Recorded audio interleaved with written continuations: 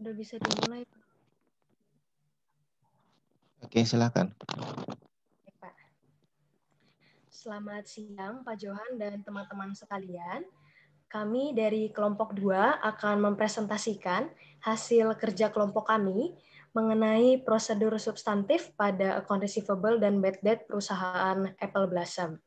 Sebelum memulai presentasi, saya akan memperkenalkan anggota kelompok kami terlebih dahulu, yaitu Amanda Arum Permata, absen 2, Amanda Wiyatnetanisa, absen 3, Dwi Gista Indira Syam, absen 6, Desi Cesa, absen 7, dan Ivan Fahri Husyaini Lubis, absen 8. Selanjutnya, materi akan dijelaskan oleh Manda. Oke, selamat pagi. Pertama, kita akan langsung masuk ke sheet audit program. Saya akan coba untuk menjelaskan terkait dengan audit program. Yang pertama, kita akan membahas mengenai tujuan audit terlebih dahulu. Tujuan audit pertama yang akan kita lakukan adalah piutang usaha milik perusahaan harus benar-benar ada. Jadi piutangnya harus benar-benar terjadi, transaksinya benar-benar terjadi. Hal ini terkait dengan asersi, existence, dan occurrence. Lalu selanjutnya tujuan audit kedua adalah piutang usaha telah dicatat dengan benar dan lengkap. Karena di sini ada kelengkapannya, maka asersi yang sesuai adalah completeness. Lalu tujuan audit yang ketiga adalah piutang usaha telah dinilai dengan benar. Karena di sini ada dinilai dengan benar, maka asersi yang sesuai adalah valuation or allocation. Lalu tujuan audit yang keempat ialah piutang usaha telah disajikan dan diungkapkan dengan benar dalam laporan keuangan. Karena sudah mencakup laporan keuangan, maka asersi yang sesuai adalah presentation and disclosure. Lalu selanjutnya adalah tujuan audit kelima, piutang usaha merupakan hak dari perusahaan. Karena hak dari perusahaan, maka asersi yang sesuai adalah right and obligation. Lalu selanjutnya saya akan mencoba membahas mengenai prosedur pengujian substantif. Untuk prosedur pertama, kita akan menyiapkan schedule umur piutang usaha pertanggal neraca akhir tahun, yang antara lain menunjukkan nama pelanggan atau customer, saldo piutang, serta umur piutang. Hal ini kita buat di sheet B.1 nantinya. Dan kita akan melakukan recalculation and re-performance. Recalculation and re-performance. Lalu prosedur kedua adalah kita memeriksa saldo akun piutang ke subledger, lalu totalnya ke general ledger. Prosedur ini akan menguji asersi, existence and or occurrence, dan valuation and allocation. Selanjutnya, untuk prosedur selanjutnya akan dibahas oleh Gista. Baiklah, selanjutnya yaitu prosedur audit melakukan konfirmasi positif dan negatif. Konfirmasi positif itu biasanya dilakukan untuk jumlah sampel yang kecil dengan saldo yang besar. Sedangkan untuk konfirmasi negatif itu dilakukan untuk jumlah sampel yang banyak dengan saldo yang lebih kecil. Yaitu melakukan konfirmasi positif jika piutang usaha di atas $5.000. Selanjutnya melakukan konfirmasi negatif kepada seluruh customers selain customers yang memiliki piutang usaha di atas, yaitu berarti dia di bawah $5.000. Selanjutnya mengevaluasi jawaban konfirmasi yang berbeda. Nah, adapun asersi yang diuji yaitu yang pertama existence and occurrence, selanjutnya completeness, lalu right and obligation, dan valuation and allocation. Prosedur selanjutnya yaitu melakukan tracing pencatatan jurnal dari dokumen pendukung, termasuk duplikat faktur penjualan, bill of lading, pesanan penjualan, dan pesanan pelanggan. Nah, asersi yang diuji adalah completeness atau kelengkapan. Yang terakhir yaitu prosedur memeriksa apakah penyajian piutang di neraca dilakukan sesuai dengan prinsip akuntansi yang berlaku umum di Indonesia atau standar akuntansi keuangan Asersi yang diuji yaitu presentation and disclosure. Selanjutnya akan dijelaskan oleh rekan saya.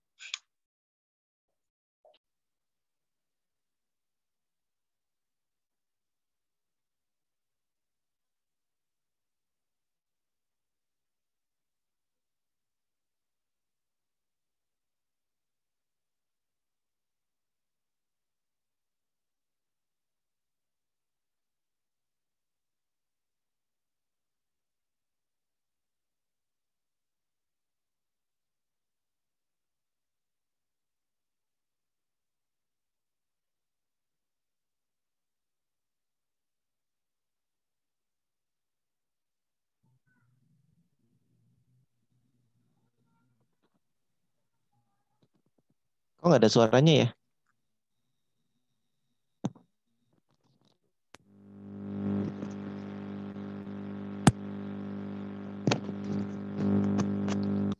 Yes, halo. Ya oke. Saya ulang ya, Pak.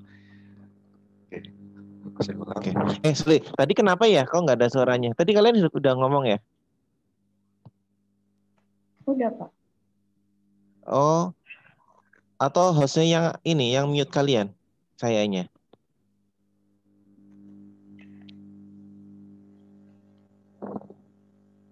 Mohon maaf Pak, tadi tidak ada suaranya dari awal atau dari Ivan ya Pak? Barusan atau dari awal tadi? Oh, tadi Amanda udah, saya dengar Amanda. Oh iya. Tadi pas setelah kamu siapa? Ivan ya? Setelah saya Dwi Gista Pak. Saya, Pak. Oh, Dwi Gista sempat ngomong, aku nggak dengar. Ya. Ya udah, Pak, boleh ulang. Ya udah deh, lanjut aja. Lanjut. Nggak usah lanjut aja, nggak apa-apa. Oh iya, Lanjut Pak. aja. Saya ulang.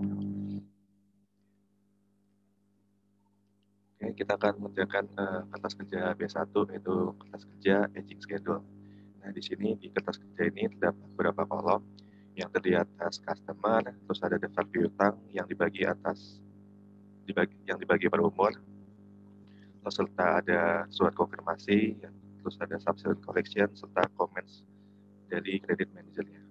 Nah, yang harus kita lakukan pertama kali adalah yaitu memvoting dengan mengecek ulang apakah jumlah total ini sesuai atau tidak. Jadi kita melakukan pengecekan ulang kembali dengan menghitung kembali jumlah piutangnya. Nah, jika sesuai dengan total yang tertera, maka kita akan beri tanda. Begitupun seterusnya. Lalu selanjutnya di kolom surat konfirmasi, itu confirmation mail. Nah, di soal tertera bahwa adanya surat konfirmasi positif dan surat konfirmasi negatif. Nah, di sini perusahaan telah mengirimkan surat konfirmasi positif kepada 9 customer dengan saldo akun nasabah itu di atas 5.000. Itu perusahaannya sebagai berikut. Dan sebaliknya surat konfirmasi negatif diberikan kepada customer yang di saldo akun nasabahnya itu di bawah 5.000. Lalu ada kolom subsequent collection. Nah, di soal juga sudah tertera. Jadi auditor selain memberikan surat informasi juga bisa melakukan pengecekan subsequent collection ini. Jadi pengecekan ini berguna untuk memastikan apakah benar dia sudah melunasi akun receivable-nya itu di tahun yang diaudit atau malah sudah melunasinya di tahun depannya. Nah, jadi ini ada surat daftarnya, jadi tinggal kita masukkan saja. Nah, selanjutnya ada kolom comments by credit manager. Nah, di soal juga sudah tertera. Jadi di sini auditor telah berdiskusi kepada Brenda Robertson, manajer kreditnya, dan Brenda Robertson ini telah memberikan komen tentang kas terbangnya itu bagaimana dan bagaimana kebiasaan membayarnya.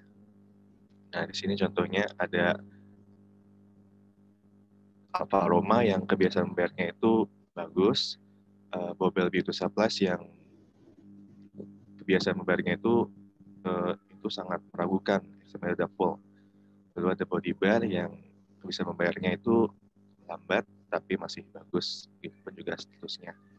Nah, setelah kita melakukan mengisi kolom tersebut ini, kita akan melakukan adjustment. Nah, adjustment yang kami lakukan setelah kami lihat dari surat konfirmasinya, ada 3 adjustment. Yang pertama dari perusahaan Young and Beautiful.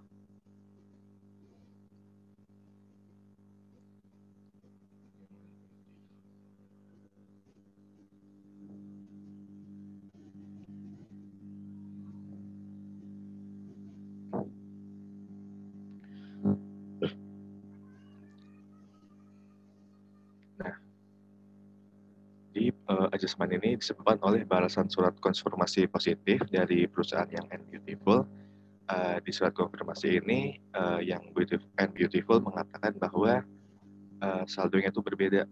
Yang benar adalah sebesar $17.000 karena ada $1.748 ini mengalami kerusakan di dalam perjalanannya. Jadi mereka sudah dijanjikan untuk dihapuskan.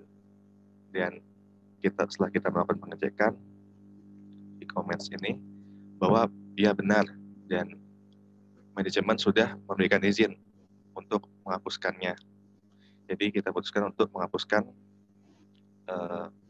akun tersebut.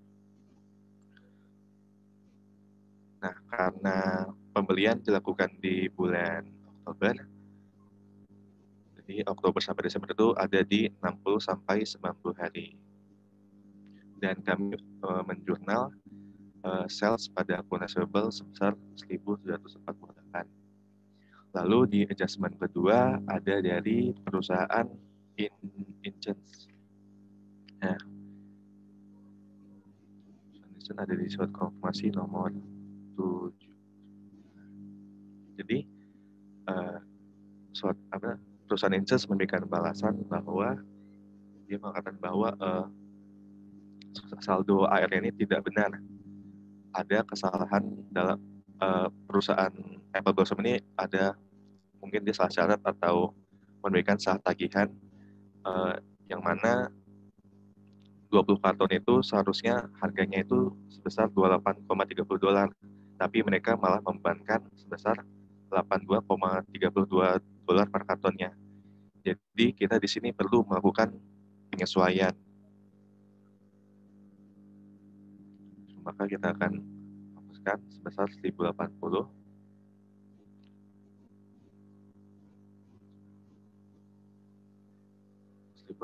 Karena pembeliannya di bulan Desember tanggal 23, maka kita akan taruh di 1 sampai 30 hari. Dan jurnalnya pun adalah sales pada akun receivable sebesar 1.080. Lalu adjustment yang terakhir yaitu dari Bobel B2 Supply. Nah, di sini bisa kita lihat di soal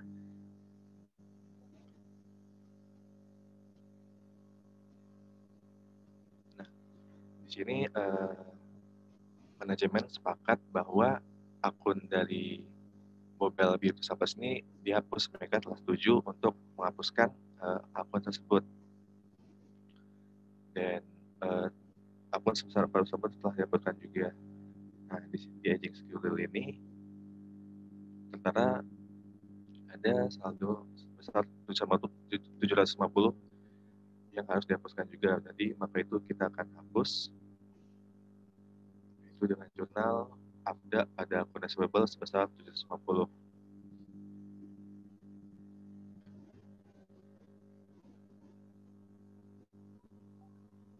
Baik, itu saja. Selanjutnya akan dijelaskan dengan rekan saya. Selanjutnya, saya akan menjelaskan schedule B6 yang digunakan untuk menganalisis allowance account pada current year perusahaan. Jadi yang pertama, saldo AFDA pada tanggal 31 Desember 2003 itu adalah 11.889. Angka ini didapat dari saldo AFDA per audit 31 Desember 2002 yang telah diketahui dari schedule allowance account perusahaan tahun sebelumnya. Nah, schedule allowance account tahun sebelumnya dapat kita lihat pada halaman 294. Lalu, pada bagian write-off atau penghapusan piutang pada tahun 2003 adalah 14.760. Nah, angka ini didapat dari keterangan soal yang sebelumnya telah dijelaskan oleh Ivan pada halaman 61 yang menyatakan bahwa account receivable senilai 14.760 telah dihapuskan selama tahun 2003. Ya. Sehingga saldo AFDA menjadi 2.871, posisinya di debit.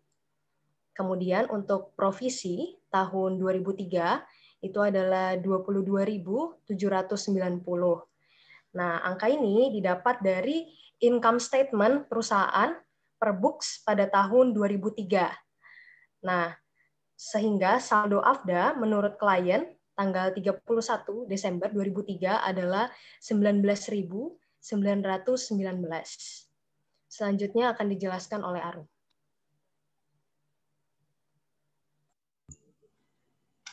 Terus yang selanjutnya, adjusting journal entries.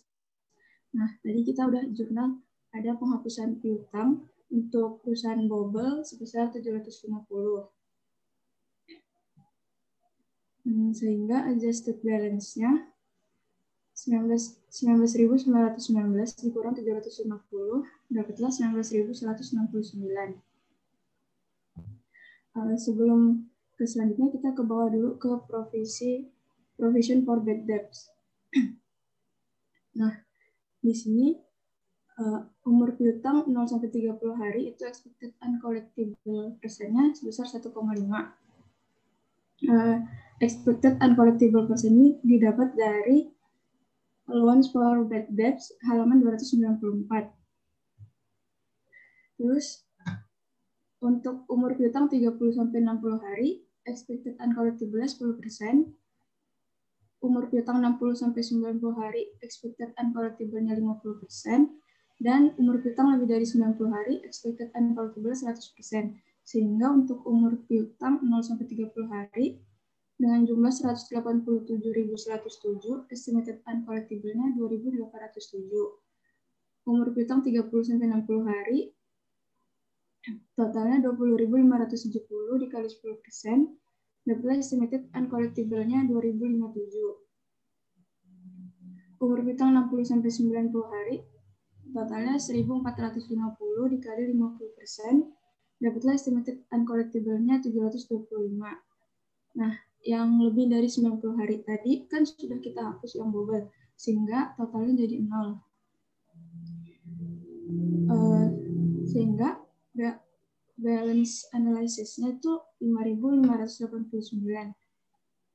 Dapat dari 2.807 ditambah 2.057 ditambah 725. Terus tadi adjusted balance-nya 19.169, sehingga dapatlah perbedaannya 13.580. Nah, di halaman 294 diketahui kalau misalnya diferensi itu kurang dari 1%, maka nggak perlu kita adjust karena kurang dari 1% dari net income. Karena 13.580 ini lebih dari 1% dari net income, maka perlu kita adjust. Sehingga balance per auditnya 5.589. Untuk provisinya sendiri, kan adjusted balance-nya 22.790, kita kurangkan dengan difference-nya tadi 13.580, sehingga provisi for bad debts-nya untuk balance per auditnya sebesar 9.210. Sekian presentasi dari kelompok kami. Kurang lebihnya mohon maaf. Kepada teman-teman yang ingin bertanya, kami silakan.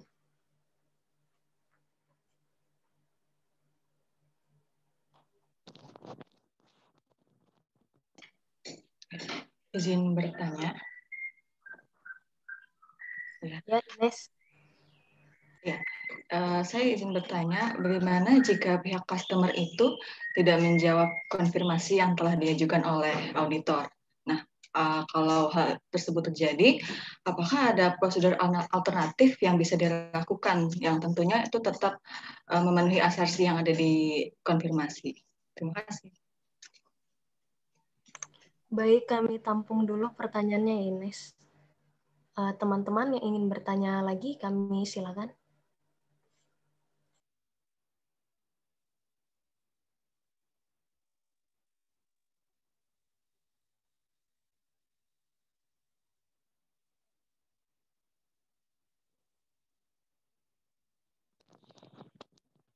Ayo.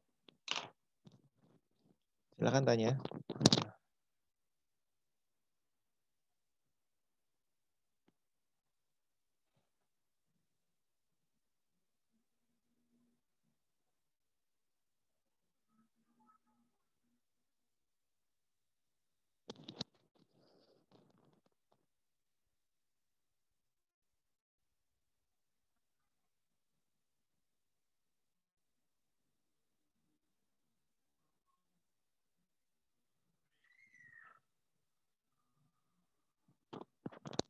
Gak ada yang nanya.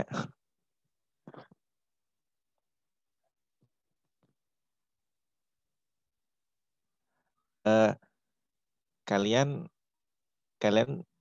bingung ataukah sudah paham? Ada dua kemungkinan itu kan. Bingung apa yang perlu ditanyakan. Karena sudah paham, jadi nggak ada yang perlu ditanyain gitu loh. Atau jawaban dari presentasi dari kelompok 2 sudah oke itu. Gimana nih? Masa nggak ada yang nanya? Apa saya yang nanya ntar? Saya nanyanya nggak ke kelompok penyaji, nanyanya ke yang nggak nanya.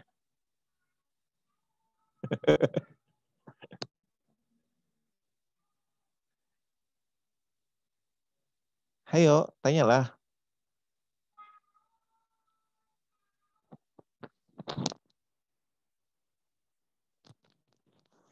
Suara saya jelas nggak ya di situ ya ditangkapnya? Soalnya di sini kok tulisan notifnya itu unstable di tempat saya. Jelas, Pak. Jelas, Pak. Oh, jelas ya. Kalau nggak jelas bilang ya. Siapa? Oke, silakan. Dibikin seru kenapa? Kalian ini berantem apa-apa nggak apa-apa. Meskipun lagi puasa. Berantem yang diperbolehkan lah.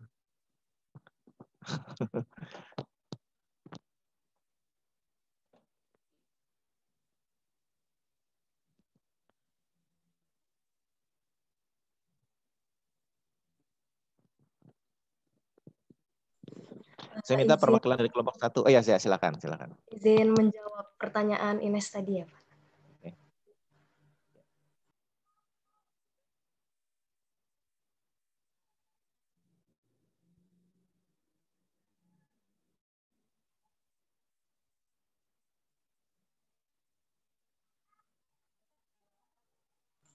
Jawaban disampaikan oleh Arum.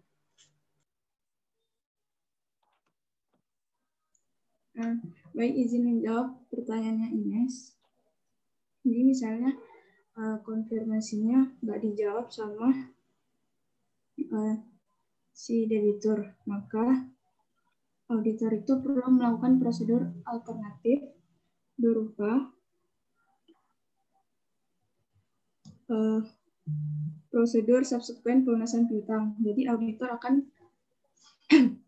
melakukan pembuktian saldo piutang per tanggal laporan keuangan dengan mengecek pelunasan piutang tersebut setelah tanggal pelaporan. Jadi si auditor akan mengecek pelunasan piutang itu setelah tanggal pelaporan. Makasih. Kalau ada yang mau nambahin boleh.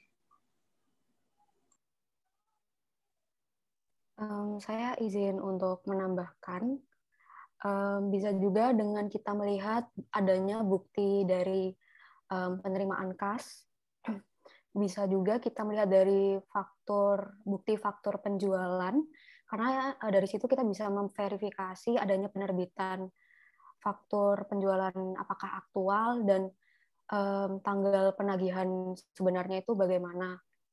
Tanggal penagihan sebenarnya itu kapan?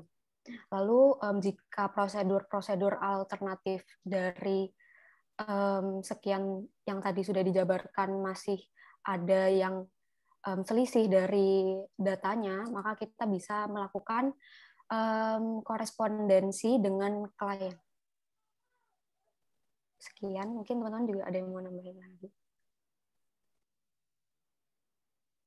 Apakah terjawab, Ines? Ya, sudah terjawab. Terima kasih. Oke, saya mau menambahkan ya. Jadi jika tadi pertanyaan Ines si customer itu nggak menjawab gitu ya, kira-kira bagaimana gitu kan? Oke. Tadi yang disampaikan sama Amanda Amanda dan Amanda kalau nggak salah, ya kan? Amanda dan Amanda.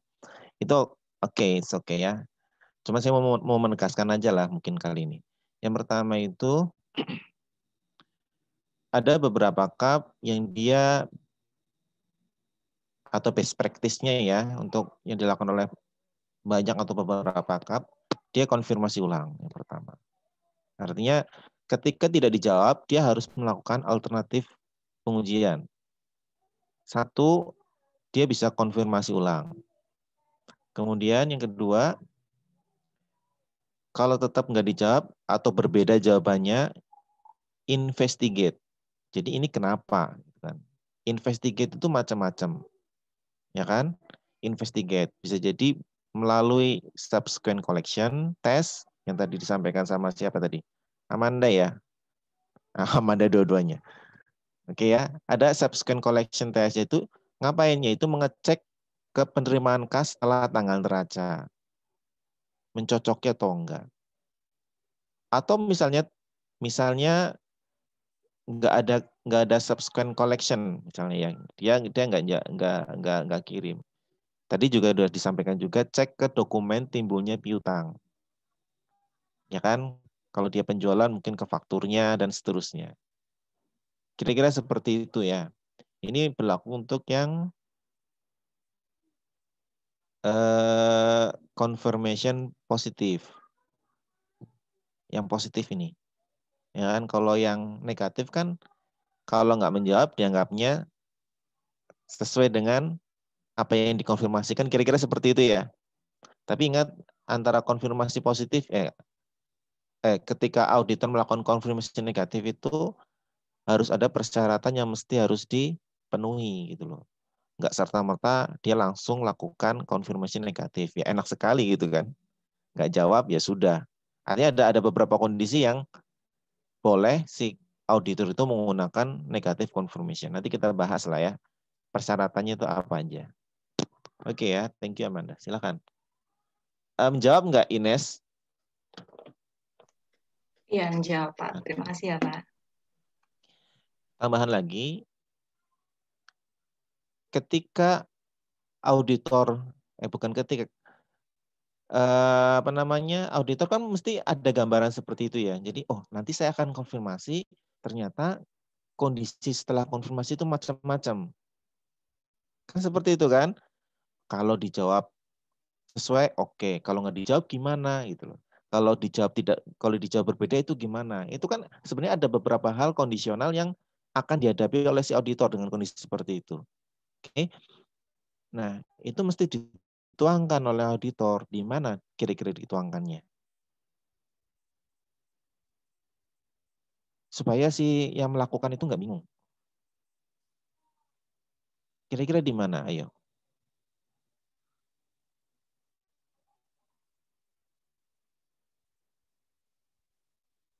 Ada yang bisa jawab?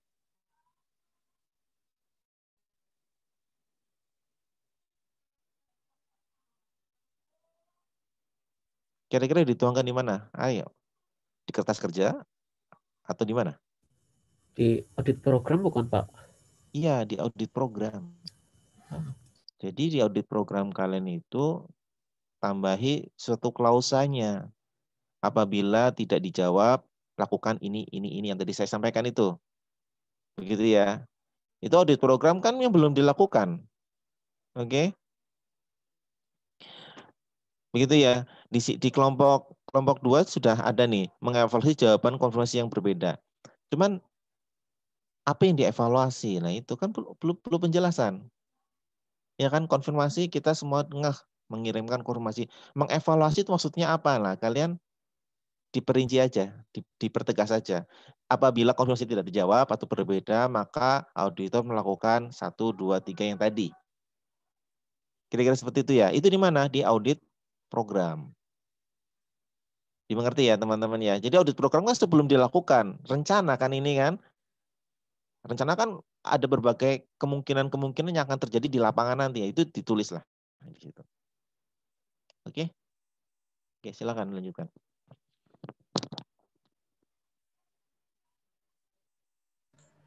Apakah ada teman-teman yang ingin bertanya lagi? Kami silakan.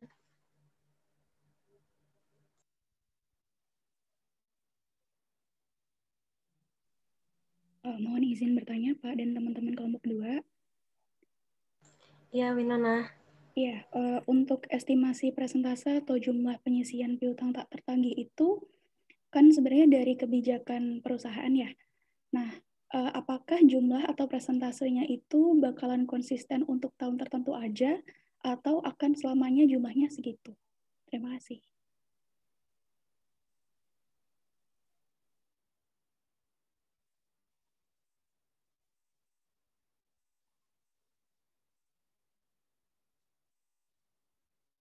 Baik, Winona. Kami akan tampung dulu ya, Win. Iya, Gesi. Makasih.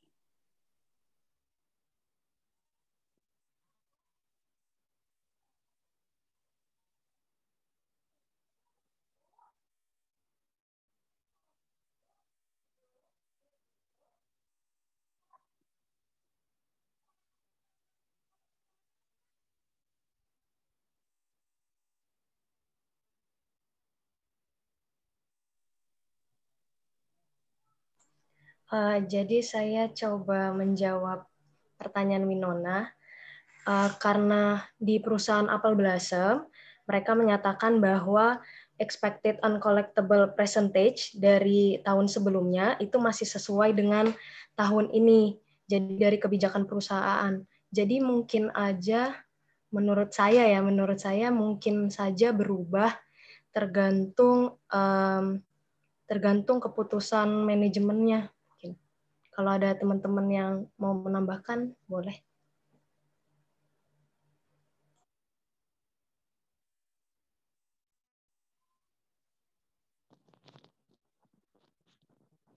Ayo, silakan. Sekarang akuntansi itu ini ya, apa namanya, principle based. Dari dulu juga iya sih. Jadi yang dikedepankan adalah substance. Dan makanya ada istilah substance over form. Ya kan? Substance over form. Ya, silakan. Substannya apa di sini ini? Misalnya kasus mengenai ketidaktertagihan piutang kan gitu kan. Itu substannya. Ya kan? Formnya ya tadi 1% atau 50% untuk telat sekian.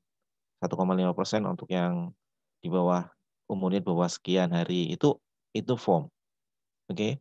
Tapi substannya adalah gimana cara menilai kira-kira piutang yang nggak tertagih itu berapa. Itu substannya. Nah, cuman substan itu dituangkan dalam kebijakan dalam hal ini ya. Si Apel Blossom kebijakannya tadi yang persentase seperti itu. Ini silakan. Ada ide enggak?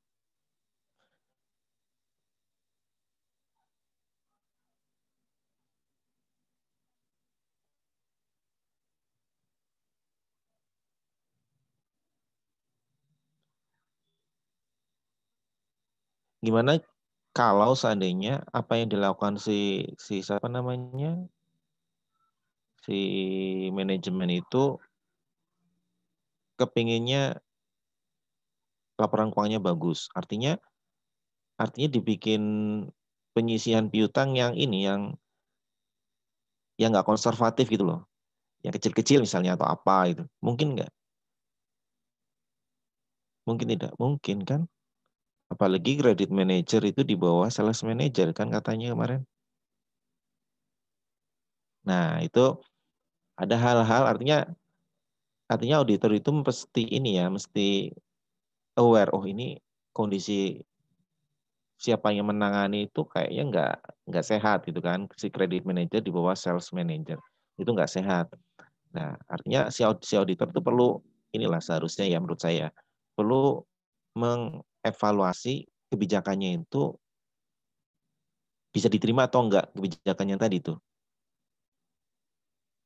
Kebijakan yang tadi bisa diterima atau enggak. Karena ada kondisi yang tadi di atas yang kemarin sebelumnya kita bahas. Dan perlu kalian ketahui, setahu saya yang model aging schedule ini, itu saya pernah baca ya, saya lupa di mananya ya. Itu bukan seperti itu, sudah nggak boleh lagi aging. Di standar itu aging itu nggak boleh. Karena itu bukan prinsipal lagi aging. Bukan prinsip. Sekarang eranya era prinsipal base. Itu kan rule base banget tuh kan. Artinya substansinya apa? Substansinya si siapa si perusahaan itu ada nggak dia analisis untuk per masing-masing kliennya gitu. Analisisnya itu ada nggak. Nah itulah yang akan menjadi dasar sebagai penyisihannya gitu ya. Karena yang saya tahu perbankan itu ada seperti itu namanya apa, model-model seperti itu. Jadi kredit yang telat sekian bulan maka sekian persen, persis seperti ini. Cuman itu sudah nggak boleh lagi dipakai gitu ya. Karena masalah principle base itu. Tapi nggak apa-apa, ini kan produk lama ya, ini tahun 2002 atau 2003.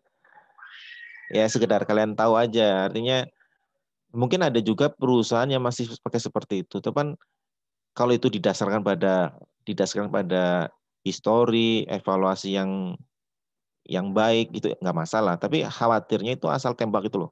Ngerti nggak maksud saya ya? Jadi kalau telat sekian, tembak 50%. Nah gitu-gitu loh. Telat sekian, tembak 75% penyisiannya. Kira-kira seperti itu. Kalau seperti itu harus di-assess lagi. Tapi nggak apa-apa lah ya. Ini asumsi saja sudah di-assess ya. Si auditor itu kita asumsikan sudah mengakses. Nah, oke. Oke. Makanya di situ saya lihat apa? Si auditor, si klien sudah coba tolong buka yang B6 tuh, Pak.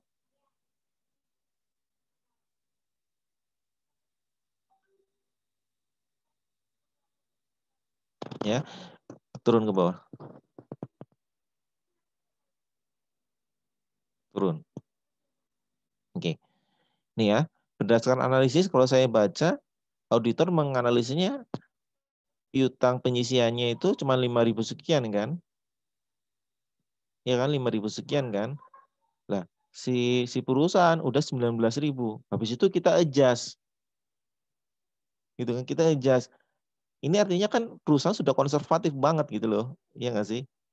Di-adjust sama auditor. Nah, artinya hal-hal seperti ini nih perlu nggak sih? Artinya kan auditor ngikutin alurnya si manajemen di sini kan. Presentasinya ngikutin alurnya si manajemen. Ternyata koreksinya itu gede banget 13.680. Ya kan? Yang menjadikan tidak konservatif lagi si perusahaan. Harusnya perusahaan lebih konservatif, tapi auditor gara-gara usulan ini menjadi kurang konservatif lagi. Dimengerti ya? Maksud saya dimengerti ya? Kira-kira seperti itu. Oke, silakan.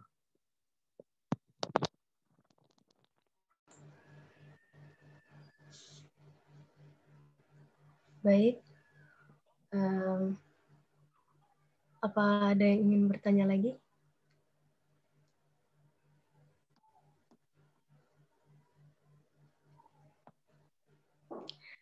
Baiklah, sekian presentasi dari kelompok kami. Kurang lebihnya mohon maaf. Terima kasih dan selamat siang.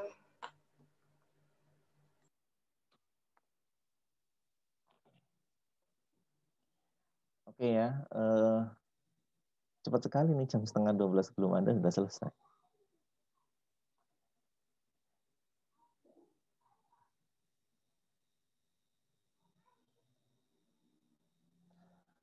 Oke teman-teman, coba kelompok, dibuka lagi coba share screen-nya.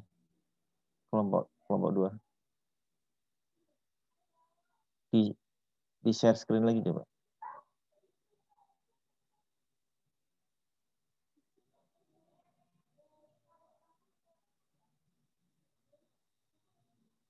Coba di audit programnya.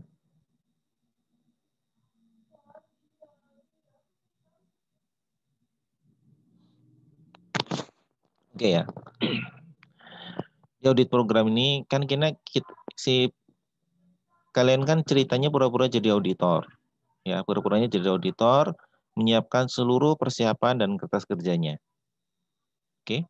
Anggap aja kita mulai dari audit program gitu ya. Risk assessment kita lewatin aja dulu. Di audit program ya alangkah baiknya dan seharusnya lah ya, bukan alangkah baiknya, seharusnya kalian itu penuhi tuh kolom-kolomnya masih kosong. Ya kan? Kliennya oke lah 14. Subjeknya apa ini? Itu diisi audit program kan. Audit program apa? Jelas. Ini audit program apa? Ini audit program atas pengujian substantif piutang dan allowance. Kan gitu kan? Itu jelas. Terus completed by dilakukan oleh siapa yang menyusun nih. Kasih kode aja nggak masalah.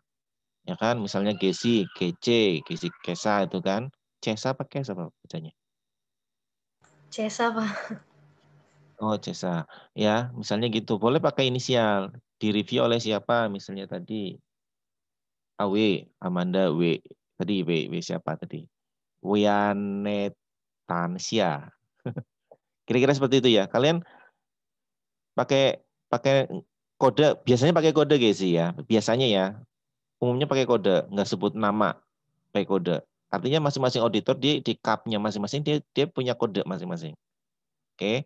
Terus periodenya atau datanya, tanggalnya ditulis. Kira-kira itu. Itu nanti dilengkapi. Oke, sekarang ke tujuan auditnya dulu nih. Mungkin kalian menggunakan yang saya sampaikan kali ya. Sorry, itu kemarin sudah saya sampaikan, saya ingat saya itu ada beberapa yang salah, gitu ya. Jangan ikutin saya. Kemarin itu saya ada yang salah, ya. Kalian lihat di rujukan di buku-buku banyak gitu ya.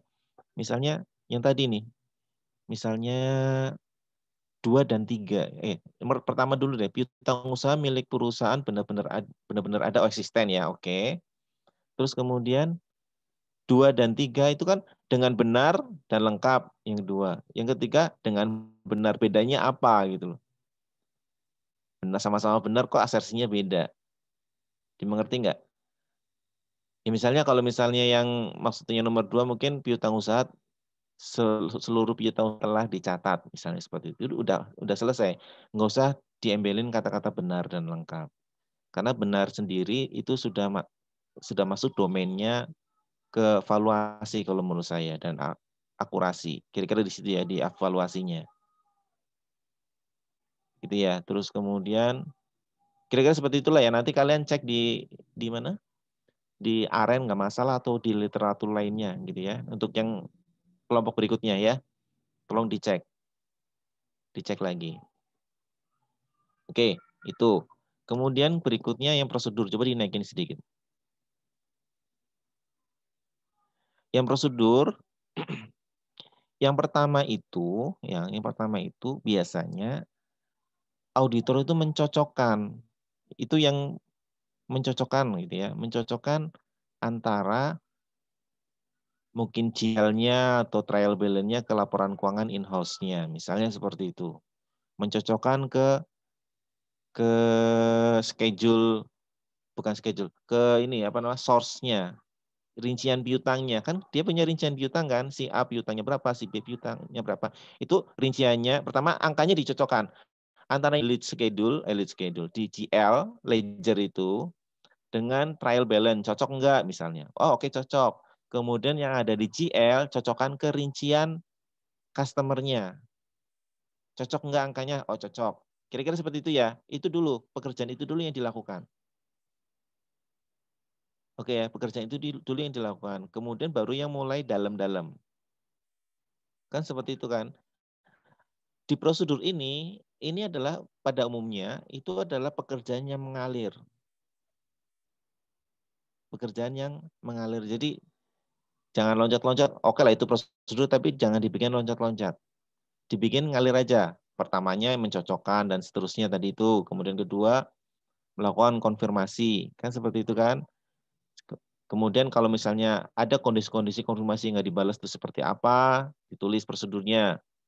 Misalnya lakukan subsequent collection test atau mungkin lakukan konfirmasi ulang dan seterusnya. Kemudian baru setelah pokoknya oke, artinya batangnya oke, induknya oke, artinya AAR-nya, account receivable-nya oke, baru kita beranjak kemana? Analisis apa? Penyisihannya. Kan logikanya kalian seperti itu kan? Logika kita kan seperti itu ya. Iya nggak sih? Piutangnya pastiin dulu, kemudian setelah itu baru kita beranjak kemana? Ke penyisihan. Iya nggak sih?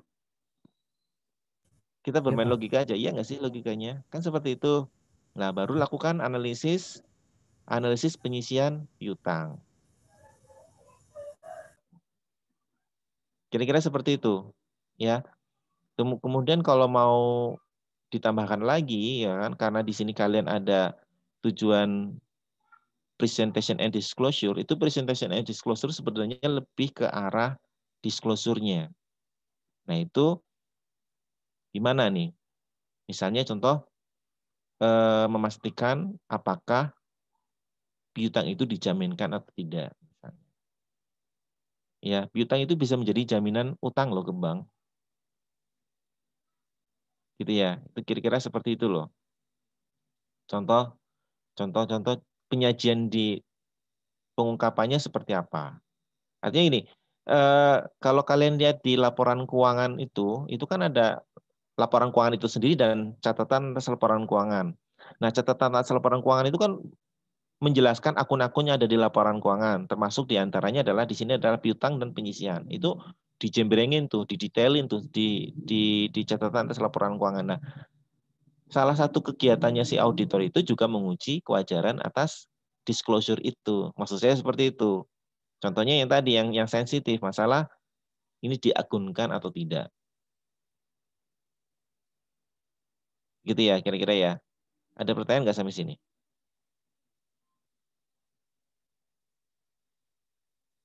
Dimengerti nggak maksud saya? Pahami ya. Kemudian, ya silakan. Audit program ini, maksudnya kita menyusun kan rencana gitu ya Pak.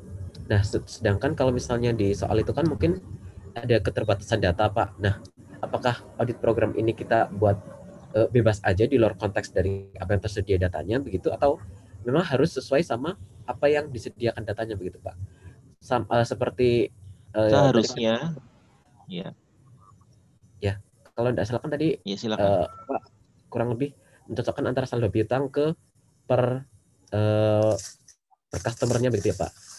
Kemarin kalau nggak salah atau mungkin saya yang kurang teliti ya, mencari subsidiary ledger untuk piutang itu tidak ada gitu loh Pak. Jadi memang saldonya kita cocokkan cuma dari saldo total sama yang ada di laporan keuangan aja gitu. Nah, untuk audit programnya apakah memang boleh di luar sama data itu atau bagaimana Pak? Iya, kalian dapat yang tahun kemarin atau tidak? Yang Apple Blossom. Ada kan ya? Kerja tahun kemarinnya. Halaman belakang, lampirannya ada Pak. Ada ya, ada kan. Nah, di situ kan ada apa aja di situ? Ada trial balance ada. Ada ya trial balance ya. Laporan keuangan yang unaudited ada ya. Iya nggak? Saya mau konfirmasi nih, ada nggak? Ada. Terus kemudian kalau rincian piutang, kira-kira ada nggak?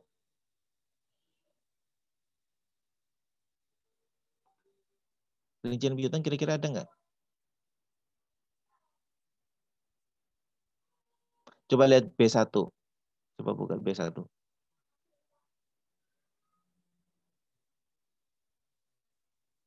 Tolong di B1. Gitu kan. Itu dari alpha sampai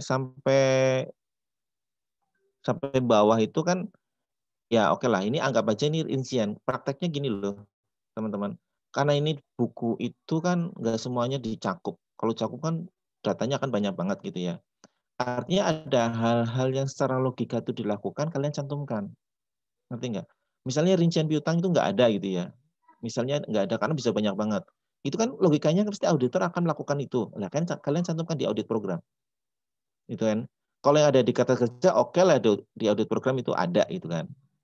Tapi kalau misalnya seandainya nggak ada, tapi itu secara logika dilakukan oleh perusahaan, kalian lakukan. Dipahami ya teman-teman ya. Nah, tadi pertanyaan si Hairul, ini apakah audit program itu sesuai dengan kondisi ada yang di buku atau gimana gitu kan? Audit program itu disusun berdasarkan apa yang ada di buku melalui risk assessment yang kemarin saya sampaikan. Risk assessment itu sebagai dasar untuk menyusun audit program sebenarnya. Gitu kan. Cuman kalau misalnya kita membahas risk assessment takutnya waktunya akan terlalu lama dan itu bukan cakupan learning outcome kita. Jadi saya emang sengaja skip. Maksud saya supaya kalian itu ngerti alurnya sebenarnya.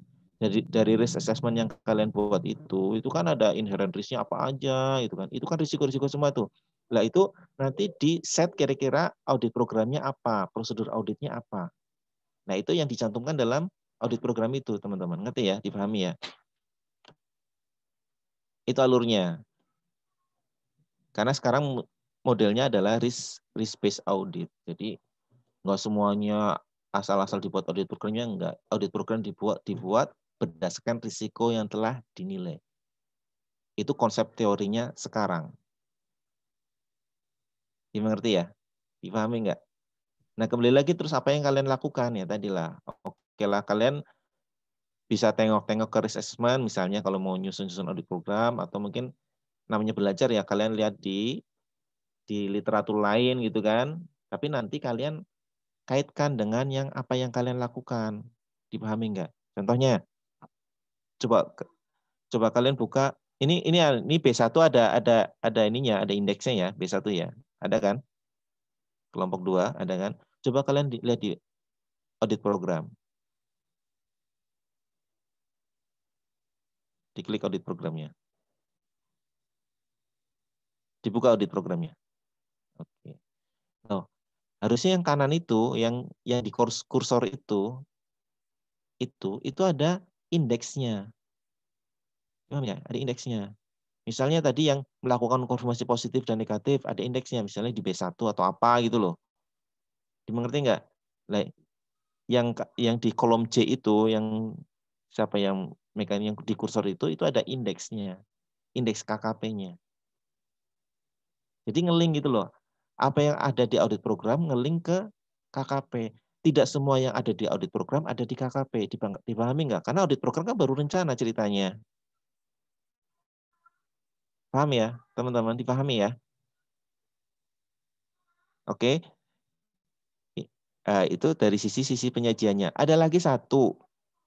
Di sebelahnya indeks, yang kolom K anggap aja ya. Itu kan tadi kolom C indeksnya. Yang di kolom K itu, siapa yang melakukan? Ya kan? Siapa yang melakukan? Kasih aja kode siapalah. Itu kan? Amanda, Dwi, Casey, atau siapa? Atau Ivan gitu kan. Kasih kodenya di situ. Jadi kelihatan tuh si yang mengerjakan siapa tertuang di indeks berapa. Jadi ketika si ketua timnya atau manajernya atau akuntan publiknya mau mereview, dia gampang. Gitu kan. Mau nanyanya juga nanyanya gampang ke siapa gitu loh. Dimengerti enggak? Halo? Dimengerti, Pak. Paham ya? Nah, audit program ini ada pertanyaan enggak sampai audit program? Ada yang ditanyain audit program? Iya. Ya, silakan. Tanya, Pak. Ini siapa yang nanya nih? Proses substantif itu kan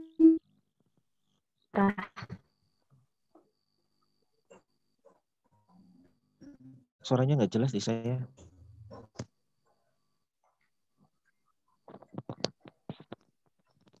Atau saya Off cam sebentar ya, kalian ngomong coba. Jangan. Ya, gimana? Sudah jelas, Pak, sekarang.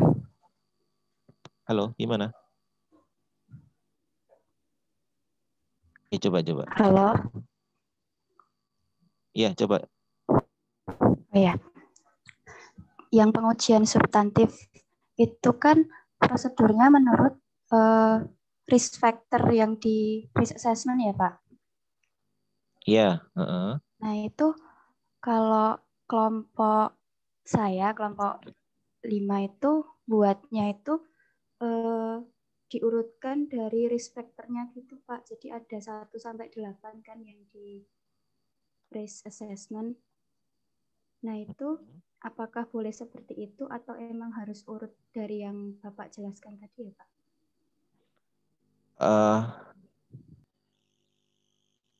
Mudahnya apa yang saya sampaikan tadi. Yang pasti prosedur audit yang diambil dari risk assessment yang tadi kamu sampaikan itu muncul di prosedurnya. Entah masuk ke prosedur nomor 2, nomor 3, nomor 4, atau nomor 1, itu muncul. Tapi nggak mesti harus urut sesuai dengan yang di risk factor yang kalian bikin itu, enggak. Nanti loncat-loncat bingung. Kan kalian bikin risk factor kan nggak ada urutannya kan? Seketemunya dulu ditulis kan gitu kan, nggak mesti harus diurutin kan, enggak. Tapi kalau audit program, ini kan langkah atau step, logikanya itu berurut. Logikanya ya, mungkin ada beberapa 1-2 hal yang nggak mesti harus berurut, oke lah bisa. Tapi secara umum, kalau di audit program, prosedurnya ada di audit program itu disajikan secara ini berurutan. Begitu. Tadi siapa? Sarah? Ya, Pak. Terima kasih ya, Pak. Mengerti ya?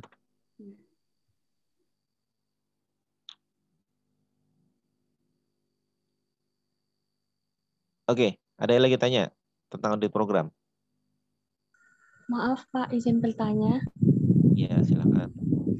Jadi izin mengonfirmasi buat prosedur audit. Jadi kita nanti waktu bikin prosedur audit itu dimulai dari sesuatu yang umum dulu ya Pak, baru Iya, betul. yang spesifik gitu. Iya. Berarti semuanya dimulai dari mencocokkan buku besar sama itu ya Pak, sama bukti-bukti audit. Iya kan pasti ada kan. Kalian nggak mungkin langsung ke spesifik tapi ternyata nggak cocok, bingung lagi, belum apa udah bingung ntar. Kalian secara umum dulu cocokkan, baru spesifik. Baik Pak, terima kasih. Ada lagi?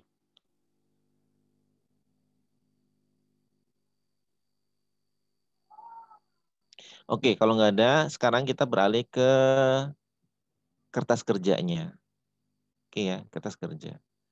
Di dokumentasi kertas kerja, ya, itu apa yang auditor lakukan, bisa kebaca konsepnya.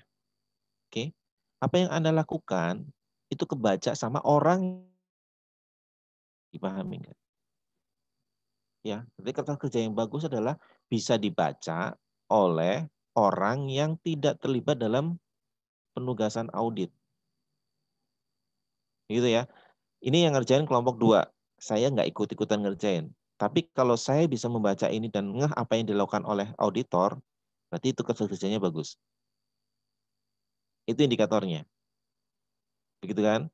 Apa yang kalau saya baca, saya mengerti, oh ternyata, nggak ngira-ngira ya, saya mengerti, oh ternyata si kelompok 2 ini prosedurnya ini. Gitu ya. Jadi gini, yang pertama dari sisi keumuman penyajian kertas kerja. Saya bilang keumuman, tidak wajib, tapi ini lazim sekali dan itu best practice. Sudah belajar di AKSK. Yang pertama itu ya, kertas kerja itu ada lead schedule-nya. Ada lead schedule-nya. Lead schedule itu berisi adalah informasi umum kegiatan, bukan informasi kertas kerja secara umum. Itu lead schedule. Dari situ orang bisa membaca, oh ini ada salah satu di akun piutang dan akun penyisian sekian. Gitu kan?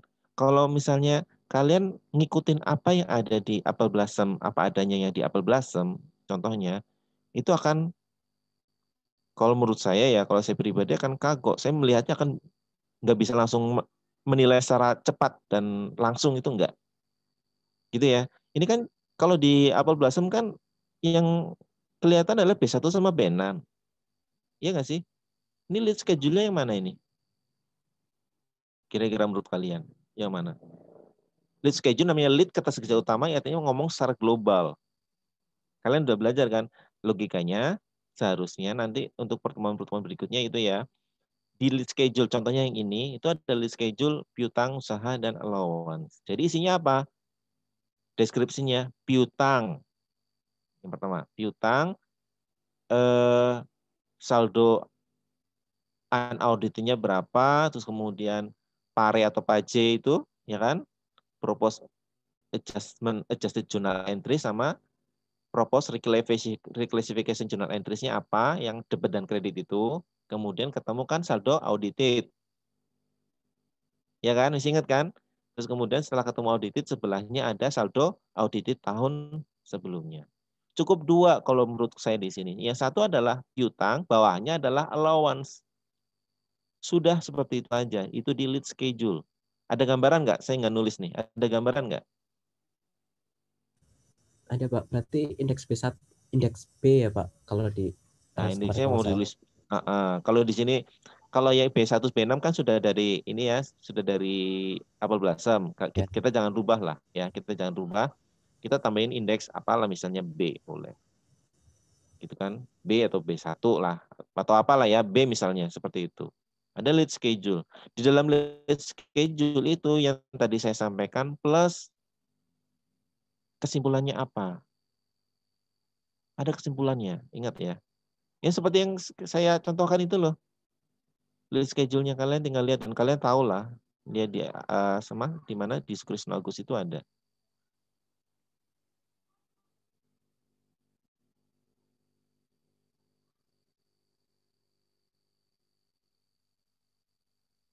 Oke, sampai sini ada yang ditanyain nggak?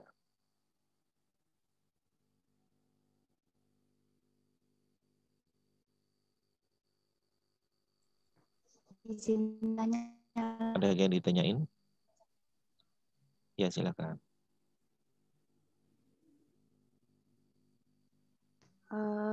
Buat yang lead schedule tadi,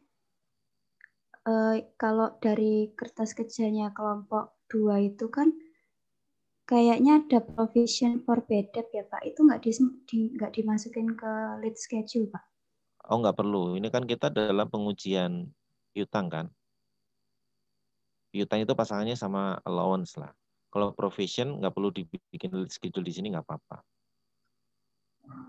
Oke, itu nanti provision itu kan maksudnya BDEP expense kan? Iya. Nah, itu nanti di lead schedule yang BDEP expense aja. Supaya orang nggak bingung gitu loh. Berarti beda ya Pak nanti? Meskipun gini loh ya teman-teman, meskipun ini provision for apa tadi istilahnya ya? Provision for apa tadi? BDEP. Nah, provision for BDEP disinggung di sini ya. Tapi kalian nggak perlu bikin lead schedule-nya di sini maksudnya. Mengerti nggak? Lead schedule-nya nanti di kertas-kertas yang lain gitu loh. Nanti link-nya ngelink ke sini. Indeksnya itu diarahkan ke sini. Ngerti ya?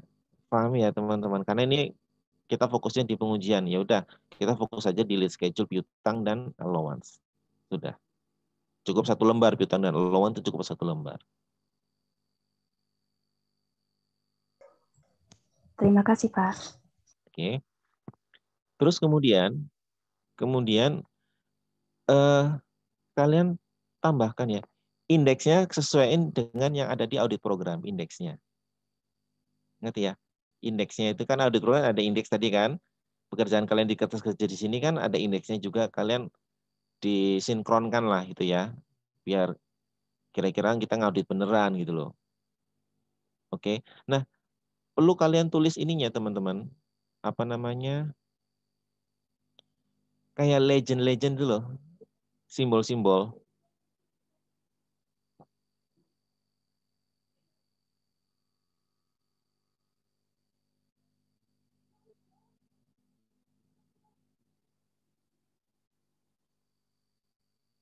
Simbol-simbol kayak misalnya kalau di sini kelihatannya kayak segitiga terbalik gitu kan.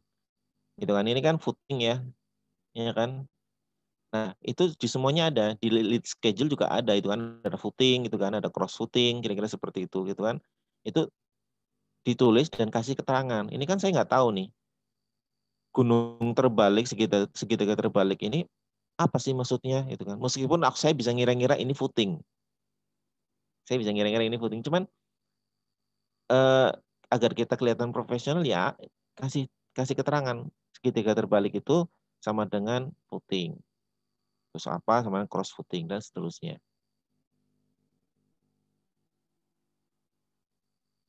Legend. Jadi kalian bisa tambahkan legend-legend yang menurut kalian itu penting dan itu menunjukkan prosedur yang telah kalian lakukan. Contoh ya misalnya.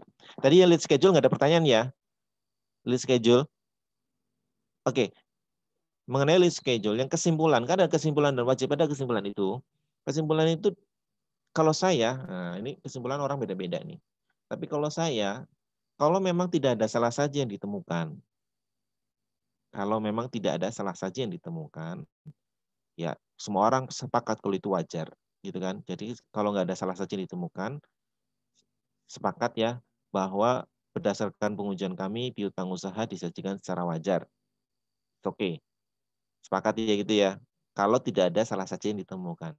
Nah permasalahannya kalau ada salah saja yang ditemukan, nah ada yang mengatakan disajikan secara wajar asal salah sajinya masih di bawah materialitas misalnya seperti itu. Ada juga dalam pengujian ini kami menemukan ada salah saji sebesar sekian. Ada yang seperti itu, nggak ngomong wajar karena untuk menentukan wajar itu di belakang nanti gitu loh. Setelah salah saji semuanya dikumpulkan, baru dievaluasi, baru ditentukan ini wajar atau tidak. Nah, saya cenderung lebih suka yang mengatakan bahwa kalau misalnya ada salah saji di piutang misalnya seperti ini ya, saya lebih suka ngomongnya terdapat salah saji di piutang sebesar sekian gitu loh.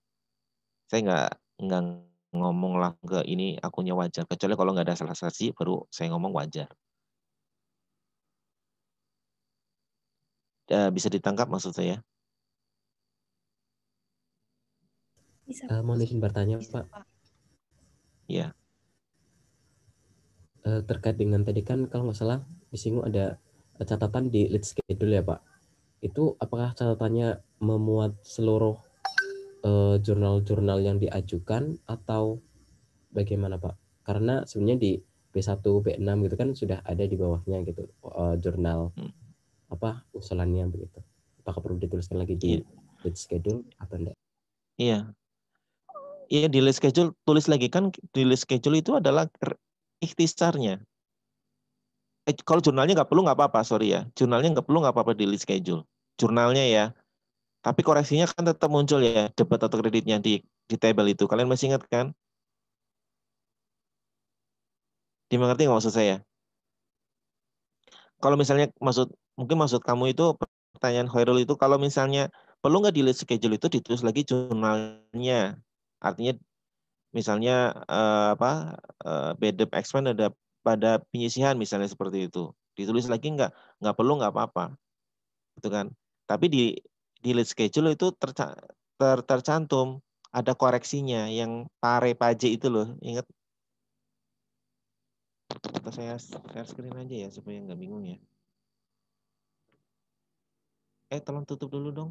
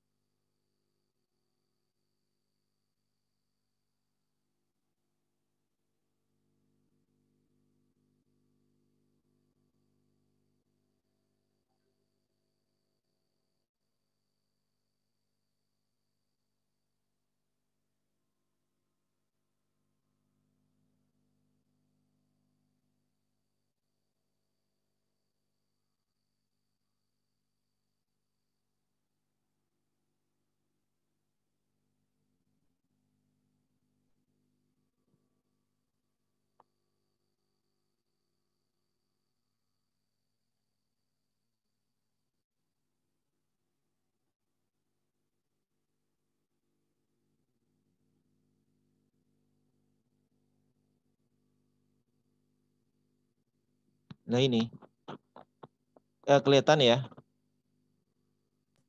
Kelihatan, Pak. Kelihatan? Oke ya. Ini di lead schedule kalian atasnya seperti biasa lah ya, nama kliennya apa dan seterusnya gitu kan. Ini ada description-nya, ini ngomong secara global aja. Kalau kasus yang tadi berarti piutang dan penyisihan. Cukup 2 itu cukup. Oke, piutang dan penyisihan. Saldonya unauditednya berapa, terus kemudian ini kok aneh nih.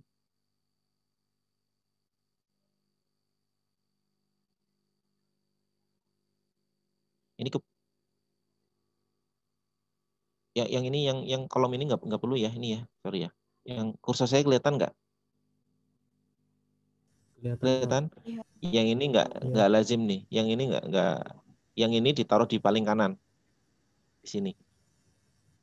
Gitu ya. Artinya audited tahun sebelumnya gitu kan, supaya nggak bingung di sini. Begitu ya teman-teman ya. Ya mirip kayak Zuckerberg sama Agus lah kemarin.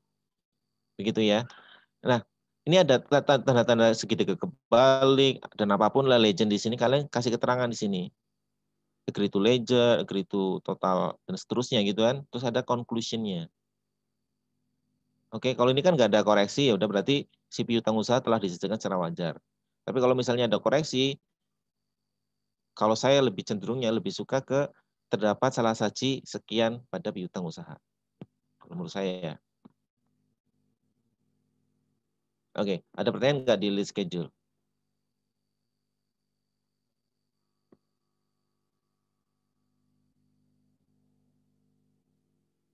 Jelas ya? Dipahami kan, teman-teman?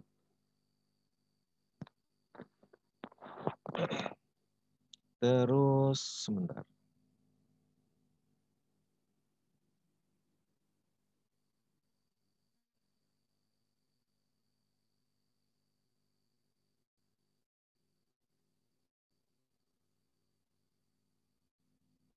Ini kerjaan senior kalian dulu ini.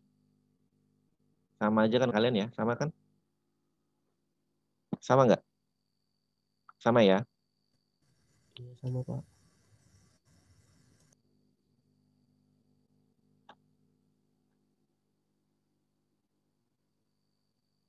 Lah maksud saya begini loh ya teman-teman. Itu ada kasih tanda begini loh. Kayak misalnya ini tanda akeong. Akeong itu bahasa Indonesianya apa itu? At gitu ya. At gitu ya. Ini akeong lah saya ngomongnya. Akeong. Ini sebenarnya ini maksudnya apa sih? Sebenarnya si auditor sudah melakukan pengujian ini. Body bar nggak serta-merta langsung menulis apa yang ada di catatannya si perusahaan. Gitu ya. Misalnya ini telah ditrace ke subsidy ledger misalnya gitu ya. Artinya 2100, 800, 1050 ini enggak cuman contek dari prepare blank claims enggak, tapi dicek. Paham ya? Cocok ke kemana contohnya nih? Cocok ke saldo yang ada di subsidy ledger atau general ledger lah, apapun lah namanya gitu ya. Sudah dicocokin gitu loh. Dimengerti nggak? Gitu ya. Terus kemudian ya ini biasa lah ya, ini footing sama cross footing. Nanti kasih informasi. Di sini ada foot dan foot and cross foot. Footed gitu kan. Kasih keterangan seperti ini. Terus ini ada C itu konfirmasi, tapi ini sudah ada konfirmasi, it's okay nggak masalah ya, karena confirmation mail yang di sini ini sudah mewakili lambang C di sini. C ini sudah mewakili karena ada ini. Tapi kalau seandainya nggak ada ini, nggak ada kolom K ini, nggak ada misalnya ya, ada tulisan C di sini, lah baru kalian tulis C itu apa? Ternyata auditor sudah melakukan confirmation positif.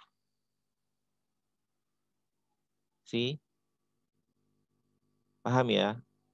Kira-kira seperti itu gitu loh. Ya, jadi apa yang kalian lakukan itu emang diuji semuanya. Nggak cuman auditor nggak cuman menerima apa adanya yang ada di klien, enggak. Ada data dari klien, auditor uji. Itulah fungsinya auditor untuk menguji apa yang ada di klien. Kira-kira seperti itu. Oke ya. Terus kemudian ada koreksi di sini ya kalian kasih keterangan lah, kayak kalian belajar dulu di principal accounting kan. Misalnya ada keterangannya ini, customer refuse to pay damage merchandise dan seterusnya. Ada keterangan seperti ini. Jadi tahu ini jurnal karena apa gitu loh. Dimengerti ya? Ya kan? Sudah seperti itu kira-kira. Ada pertanyaan enggak?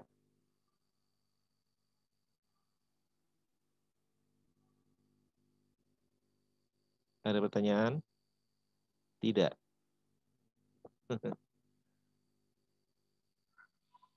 Oke. Kemudian ada nggak di Apple Blossom itu kertas kerja yang ditulis di Apple Blossom? Misalnya surat hasil konfirmasi ada nggak di situ? Suratnya ada, Pak. B2 sampai B5. Suratnya ada banyak atau enggak? Banyak, ada. Banyak ya. Konfirmasi positif ada 7. Oh gitu ya. Ya udah. Nggak mesti dicatat, tapi di sini kalian catat kodenya C gitu loh. Artinya, oh saya tahu ternyata si capital order itu telah dilakukan confirmation positif, misalnya seperti itu. Nggak mesti harus ada dokumen lembarnya, karena mungkin kalau di attach ke sini akan terlalu banyak ya, akan terlalu berat. Tapi apa yang kalian lakukan terhadap capital order ini sudah kalian tulis di sini. Misalnya B5, paham? B4, B2, B5. Artinya kalau misalnya saya mau melihat kertas kerjanya mana, ada di indeks B5. Meskipun di sini B5 nggak ditulis karena mungkin karena nanti akan terlalu berat ya. Tapi kita paham lah B5 itu ngacunya ke confirmation letternya. Dipahami? Itu kan indeks ya. Itu kan B5, itu kan indeks kan. Nah, kalian kasih cross reference-nya ke arah indeks berapa untuk pengujian capital order, daring, dan seterusnya.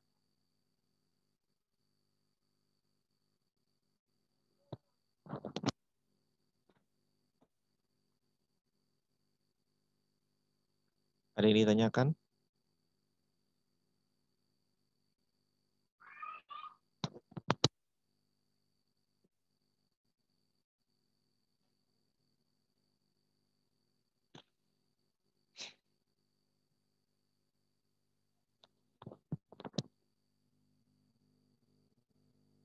Ada pertanyaan tidak?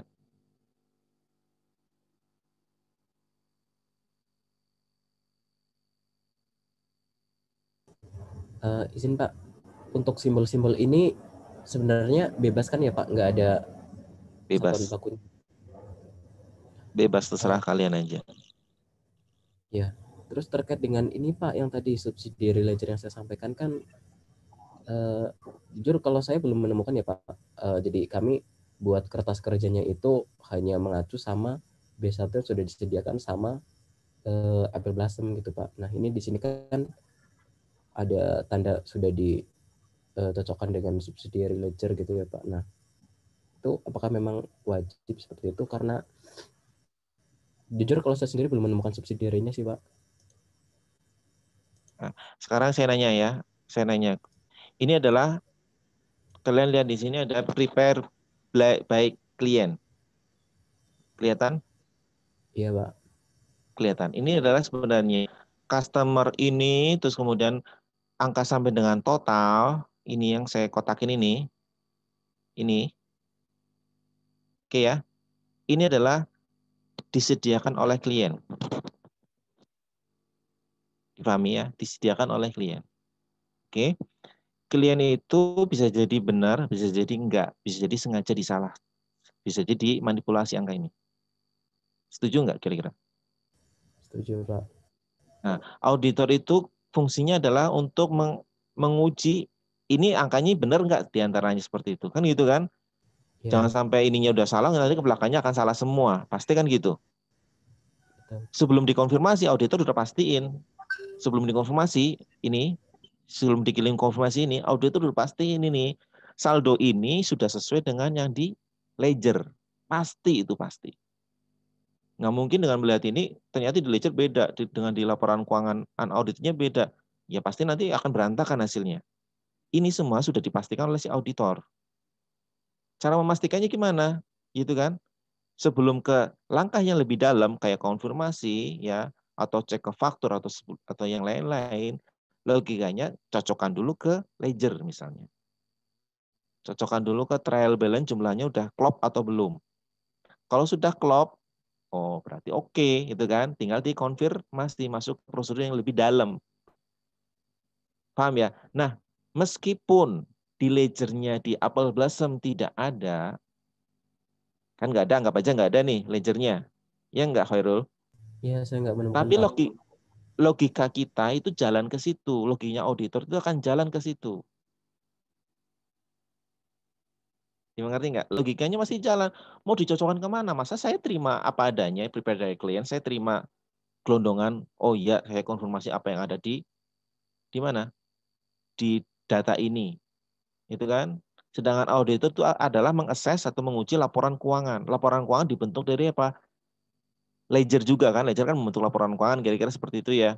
Nah, kira-kira seperti itu. Itu cocokan. Meskipun nggak ada, oke lah kalian dikasih lah. Ini kan prosedur sederhana ya. Karena yang substantif pasti sudah ada di Apple Blossom.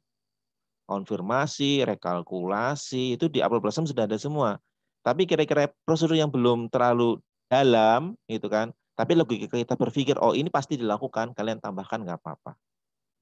Dipahami maksud saya? Halo, Pak. Paham ya? Oke, ada lagi pertanyaan? Bapak izin bertanya terkait dengan konfirmasi negatif, Pak. Tadi kan dikatakan bahwa konfirmasi negatif itu ada syarat dan kondisi tertentu. Apakah syarat dan kondisi tertentu ini hanya dalam keadaan saldo piutangnya kecil atau ada kondisi-kondisi lainnya, Pak? Terima kasih, Pak. Yang memutuskan konfirmasi positif atau negatif siapa? Auditor kan? Iya. Ya, yang memutuskan itu auditor. Tapi auditor tidak boleh seenaknya saja ambil konfirmasi negatif. Defaultnya konfirmasi positif. Default. Oke, itu defaultnya adalah confirmation positif. Karena pengertian konfirmasi negatif itu adalah nggak jawab dianggap benar, kan seperti itu. Ya, berarti harus ada beberapa hal yang perlu dipenuhi. Ya, misalnya satu adalah internal kontrolnya perusahaan udah bagus. Internal kontrolnya perusahaan udah bagus. Kedua, kalau udah bagus, itu utamanya itu, kalau seingat saya ya, utamanya adalah internal kontrol perusahaan terkait piutang ini bagus, bisa diandalkan. Ya, kemudian kedua, kalau misalnya dikonfirmasi itu kemungkinan besar nggak dibalas gitu. Kecil-kecil misalnya, kalau kita ke bank gitu ya, nasabah-nasabah yang di pasar-pasar itu kalau kita konfirmasi kirim surat ke rumahnya kira-kira dibalas enggak? Taruh aja, enggak dibalas lah, udah pasti enggak lah. Karena kecil, terus kemudian dia juga nggak tahu ini menjawabnya kayak apa, nggak ngerti. Setahu saya gitu ya, nanti saya cek lagi, saya lupa persyaratannya apa. Seingat saya yang utama itu adalah internal kontrolnya itu sudah bagus. Kalau sudah bagus, boleh dilakukan confirmation negatif. Nah, terus gimana kalau misalnya internal kontrolnya bagus, apakah yang besar-besar boleh confirmation negatif? Kembali ke default. Defaultnya adalah confirmation positif. Meskipun internal kontrolnya bagus, itu defaultnya. Gitu ya. Jadi kalau misalnya dimungkinkan bisa kembali, kan bisa dilihat kan customernya ini perusahaan, PT, ada pembukanya, ya pasti dibales lah gitu kan. Nah, meskipun internal kontrolnya bagus, konfirmasi positif tetap dilakukan, tapi ada perkiraan itu dibalas. Dipahami ya, Amanda ya? Tadi yang kecil-kecil, karena kecil-kecil nggak ada kemungkinan dibalas, tapi bukan masalah kecil-kecilnya itu bukan utamanya yang kecil-kecil. Yang utamanya sebenarnya adalah internal kontrol perusahaan itu udah bagus atau belum, utamanya. Gitu ya, ini kebetulan kalau misalnya internal kontrolnya bagus, nggak perlu dikonfirmasi juga nggak apa-apa sebenarnya. Kalau menurut saya, yang benar-benar diandalkan itu adalah konfirmasinya positif. Artinya sampel dikonfirmasi positif itu sudah cukup mewakili atau enggak. Karena negatif orang dibalas gimana? Logika kalian, kalau dibalas itu gimana coba? Untuk memastikannya gimana itu kan? Nggak dibalas kan faktornya macam-macam. Emang yang kalau kita konfirmasi itu mungkin nggak niat, nggak ngerti kan kita nggak tahu kondisinya macam-macam. Yang si customer yang kecil-kecil itu loh. Makanya yang dipertimbangkan dalam sampel itu utamanya adalah confirmation positif. Maka di sini dikatakan konfirmasi positif dilakukan atas saldo di atas 5 dolar yang gede-gede, gitu ya. Nanti saya cek deh untuk aja dilakukan confirmation negatif.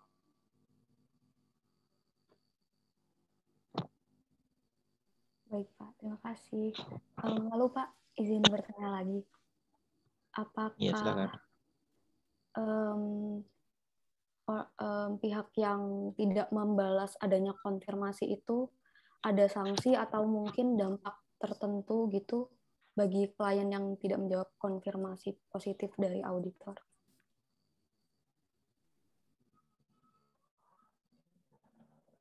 Kalau sanksi ya namanya ditanya terserah dia mau jawab atau enggak. Nggak ada sanksi lah, masuk disanksi. Gitu kan. Nggak ada dampak apapun bagi mereka gitu kan. Cuman permasalahannya adalah auditor belum bisa mendapatkan bukti yang cukup. Permasalahannya itu. Oleh karenanya, auditor harus melakukan alternatif prosedur lain hingga dia peroleh bukti yang cukup. Apa prosedurnya ya macam-macam lah. Yang lazim yang tadi disampaikan, subsequent collection, cek ke bukti timbulnya piutang, itu yang lazim. Mungkin ada hal-hal khusus mungkin bisa juga dilakukan. Tapi yang lazim itu. Gitu ya. Itu tantangannya si auditor kalau ternyata nggak jawab. Ekstrimnya kalau misalnya semua apa yang dilakukan auditor nggak bisa mendapatkan bukti, ya sudah. Bisa jadi kualifikasi di akun itu. Karena auditor gagal mendapatkan bukti. Ekstrimnya ya. Dimengerti nggak? Dikonfirmasi nggak balas. Gitu kan. Subsequent collection juga nggak ngirim. Misalnya seperti itu. Gitu kan. Cek ke bukti terbitnya piutang juga nggak ada catatannya. Misalnya itu. Artinya segala cara dilakukan tetap aja nggak ada bukti yang mendukung asersi itu. Kan si perusahaan sudah membuat asersi bahwa piutang PTA 1 juta. Tapi nggak ada asersi mendukung itu. Nggak ada bukti mendukung asersi pernyataan bahwa piutangnya 1 juta. Ya sudah. Auditor bisa kualifikasi itu. Kalau misalnya si piutang itu akun yang signifikan misalnya. Dimengerti ya?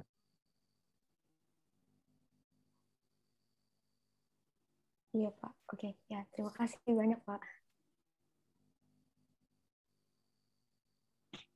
Oke. Pak, permisi Pak. Ada yang nanya? Siapa? Ini saya kepikiran aja Pak, di soal-soal yang saya temuin kan ketika melakukan konfirmasi, sepertinya kan kita yang selalu salah, selalu mendapatkan koreksi dari auditor yang salah. Enggak, maksudnya kita itu auditor. Klien kita yang salah menghitung gitu. Kan selalu kayak gitu. Apa ada kemungkinan bahwa yang salah tuh mereka gitu, bisa nggak Pak? Oh, sangat bisa. Sangat bisa. Jadi, kenapa? Ya kan kita udah diaudit, kok nggak ketemu-temu kesalahannya ini. Apa mereka yang salah gitu? Iya, kalau dalam soal gitu kan, dalam soal kalau menurutku supaya nggak membingungkan ya dalam soal itu bisa dilakukan. Ini soal lo ya, bukan kajian kondisi real ya, Di soal itu lebih baik supaya nggak membingungkan gitu kan. Apabila terdapat perbedaan, maka yang dianggap benar misalnya data dari customer. Asumsi itu kan, karena data dari pihak 3 itu lebih bisa diandalkan daripada data dari atau bukti dari internal. Itu konsep. Bukti eksternal itu lebih kuat daripada bukti internal. Itu konsepnya. Nah, sekarang kalau ditanyakan faktanya seperti apa? Faktanya bahkan si klien nggak benar, si customer juga nggak benar. Oh iya itu. Apa contohnya? Kayak model-model kayak taspen gitu-gitu. Taspen itu antara si taspennya dengan ini dua-duanya angka yang bukan pas. Makanya ada rekonsiliasi gitu loh. Logika gampangnya yang kalian ketemui adalah kas. Kas. Kas in bank. Kas in bank yang di catatan perusahaan dan kas in bank ada di mana? Di bank. Itu dua-duanya salah kan? Makanya perlu direkonsiliasi. Iya nggak? Iya nggak sih? Lah, ya seperti itulah logika di lapangannya seperti itu. Jadi dua-duanya nggak ada yang benar gitu loh. Tinggal auditor itu gimana mendapatkan bukti yang mengarahkannya itu seperti apa.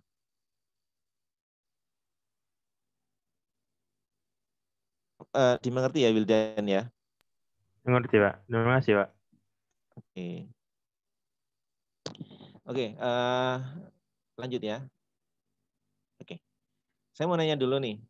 Ini di kasus ini yang kelihatan nih penyisian piutang ini ada ada dua isu audit pasti ya, isu audit itu ngecek itu isu audit yang saya tampilkan nih, ngecek A Y Z ya, itu adalah isu audit.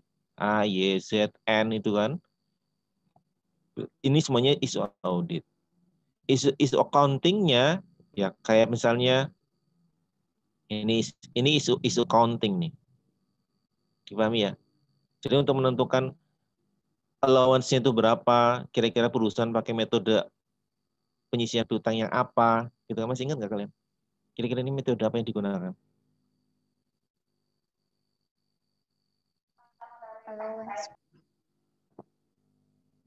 Allowance kan? Kan ada dua, apa sih? Direct, ya kan? Direct sama allowance. Allowance-nya, allowance-nya ada dua juga, iya nggak? Allowance-nya. Iya Pak. Prosentase dari sales sama satu lagi? Dari AR. AR. Ini dari sales apa AR? Dari AR Pak sepertinya. Oke. Sales sama AR pelakuannya beda nggak? Ada sedikit beda Pak. Ya pasti beda kan. Kalau yang kalau yang sales kan apa yang dikalikan itu akan menjadi allowance kan. Iya Pak. Apa yang dikalikan itu kan menjadi allowance. Kalau misalnya ini enggak kan. Gitu kan. Jurnalnya itu dilihat saldo allowance sebelumnya kan kira-kira seperti itu ya.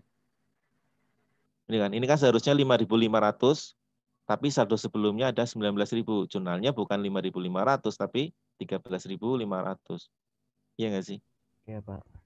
Ya artinya kalian perlu mengetahui ini ada isu accounting dan kalian harus ngerti itu. Ada metode-metode dan seterusnya.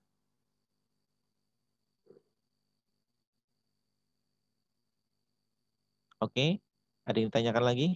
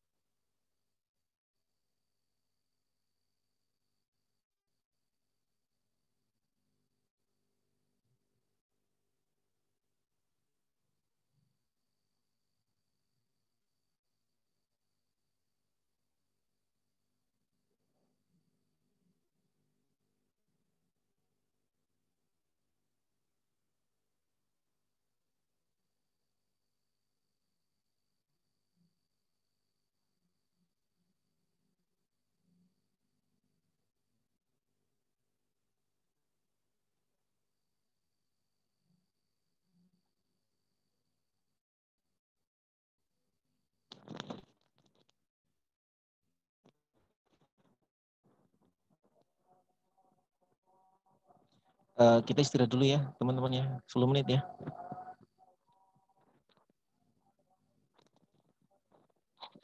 Kita break 10 menit, kita ketemu lagi jam 12 berapa nih? 12:04 kira-kira ya.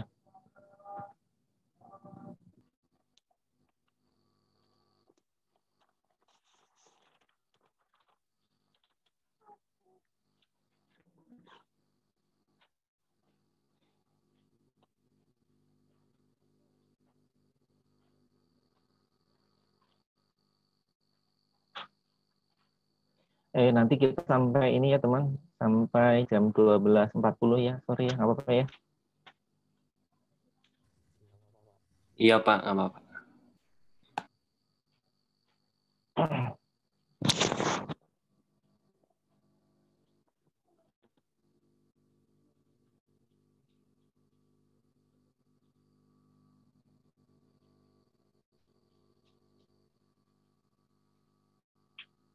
Sudah terlihat belum? Sudah Pak, tapi kecil. Kecil. Normal di saya mah Pak. Udah gede? Ya Pak, ya, lebih terlihat. Oke ya. Jadi ini saya bikin audit prosedur audit juga, bukan prosedur audit. Default artinya bukan saya dari risk assessment terus kemudian risk assessment-nya ada di ini ya, risk assessment-nya ada di mana? Sebentar. Jangan di sini di luar. Mbak, mana di luar? Tutup pintunya ya. Tutup pintunya. Ya.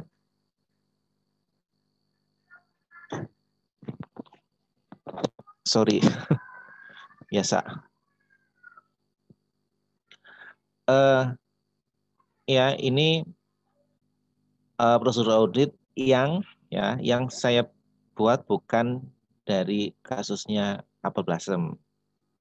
Oke, seperti ini aja. Tapi ini adalah ini aja lah, acuan aja lah, sekedar acuan aja. Sekedar acuan aja, oke ya. Tadi sebagian sudah di mana? Sebagian sudah dibahas gitu kan. Apa-apa kita review sebentar ya. Yang pertama prosedur yang sifatnya lazim itu kan.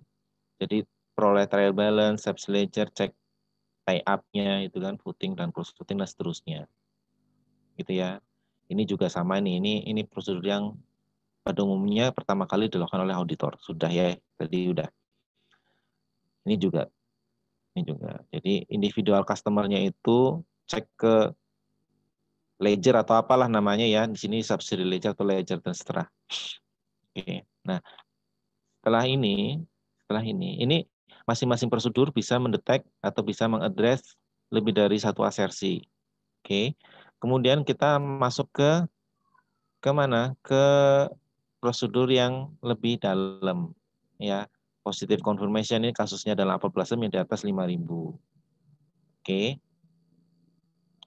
Nah, terus ada beberapa kondisi kan kalau nggak dijawab seperti apa yang dilakukan. Oke, kalau nggak dijawab bisa lakukan konfirmasi lagi atau lakukan alternatif prosedur seperti collection test dengan cara cek ke rekening koran, jurnal penerimaan kas dan seterusnya gitu ya. Kalau negatif negatif kan kalau nggak dijawab dianggap benar, tapi kalau dijawab itu yang menurut mereka gitu kan. Artinya kalau beda ya tentu saja perlu diinvestigate. Investigate maksudnya adalah ya kenapa beda itu? Mungkin ada hal-hal lain yang bisa mendukung, bisa cek ke bukti timbulnya piutang dan seterusnya. Begitu ya. Nah, terus ini sebenarnya yang ini sebenarnya ke pengujian sales sih. Jadi kita uji cut off test, ya kan? Kan ada penjualan-penjualan yang dilakukan di akhir tahun yang kalian tahu lah, yang bisa pakai FOB destination atau FOB shipping point yang pengaruhnya kemana? Pengaruhnya ke pengakuannya kapan? Kan kira-kira seperti itu ya. Nah ini sebenarnya ke sales sih. Kalau nggak dimasukin ini juga nggak ada masalah. Karena ini untuk pengujian substantif sales. Jadi beda dong ya audit program untuk piutang dan audit program untuk sales. Perlakuannya beda. Oke ya. Tapi kebetulan saya masukin. Tapi kalau mau keluarkan juga nggak apa-apa. Karena ini lebih ke sales. Oke ya. Tugas kita yang ini adalah pengujian piutang. Oke. Nah terus kemudian untuk asersi presentation and disclosure yang riskan gitu ya, yang ada efeknya ke orang lain itu kan, ke pihak lain itu masalah ini. Masalah AR yang diagunkan atau tidak. Artinya kalau AR diagunkan kan jadi penggunaan AR itu jadi terbatas kan.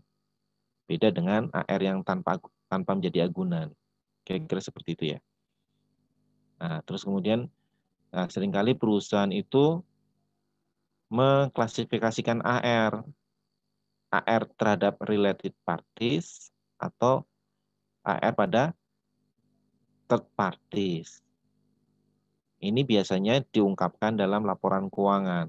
Kalau dalam laporan keuangan enggak AR aja, tapi di catatan laporan keuangan nanti akan diklasifikasikan. Itu karena ini secara standar diminta, SAK minta. Kalau ada hubungan istimewa, ya mana aja AR-nya, terhadap pihak ketiga ya mana aja AR-nya. Gitu kan. Lebih strict lagi ketika di perusahaan-perusahaan TBK atau perusahaan perbankan, itu mereka strict lagi ini untuk masalah related parties. Oke ya. Nah, ini ke atas itu adalah pengujian substantif atas AR. Ya, AR itu kan ada temannya, itu allowance. Gitu ya. Kan AR ada temannya allowance. Nah, allowance itu satu paket dengan AR, sama aja dengan akumulasi depresiasi dengan aset tetap, itu satu paket. Ya.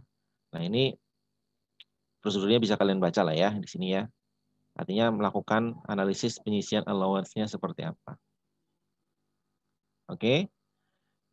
Nah, yang terakhir ini sebenarnya cukupan allowance ini ya tadi lebih ke substansi lagi sih, cuman pembuktiannya rada susah gitu kan. Artinya kebijakan yang dilakukan perusahaan itu emang benar-benar bisa menilai tingkat ketertagihan atau ketidaktertagihan dari piutang atau enggak.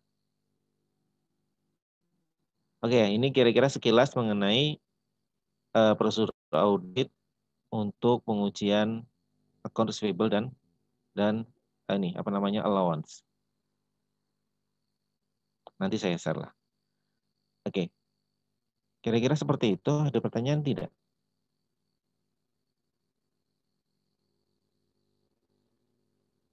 Ada pertanyaan? Oke ya, sekarang saya mau ngomong ada waktu 10 menit ya. Minta tolong kelompok 2 ditampilkan lagi boleh? Ditampilkan lagi kerjaan kalian, boleh?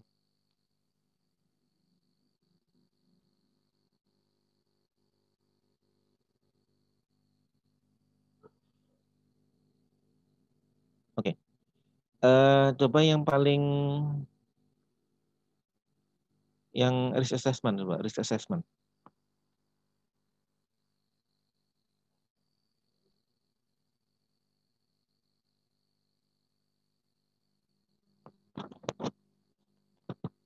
Coba dibuka risk assessment-nya.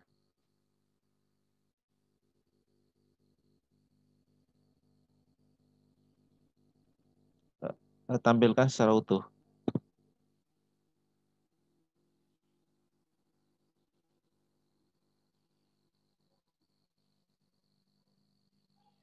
Kekecilan. Nggak bisa lihat.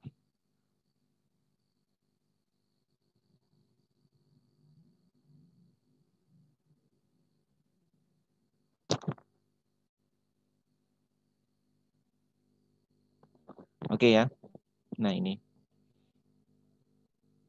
Di risk assessment ini sudah dipisahkan oleh kelompok 2. Jadi kelompok 2 itu sudah menilai inherent risk-nya ini kan, yang kolom G ini kan inherent risk-nya. Kemudian dia sudah menilai juga control risk-nya H ini, yang C ini.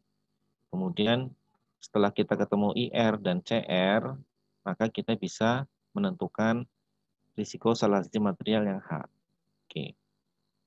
Nah, dari sini auditor bisa membuat strategi. Oke. Atas saja ke atas. Oke, udah.